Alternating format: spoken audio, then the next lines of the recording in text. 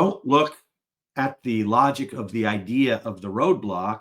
Look at the ways you can get through it, around it, under it, over it, so you can get to the other side. You've got to kind of be like water in this world, because water will go wherever it wants to go. If something in its way, it keeps going to where it wants to go. So it will find a way to get wherever it wants to go. Water over time breaks rock. Water is an amazing, amazing substance. So don't look at your house as a solid object. Don't look at a business as a solid object that's trying to keep you out. Look at a business like water. Ants or mice will look at your house, but really dial it down where you have, I help something to do something.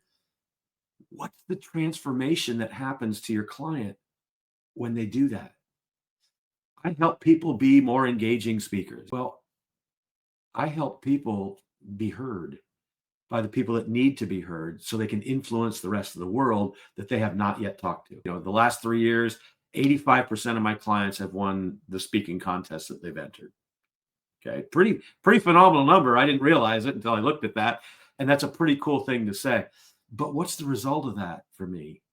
Well, I help people be heard by the people that need to be heard so they can influence the rest. That's a transition. That's just off the top of my head for 2 seconds doing that, but that's not bad.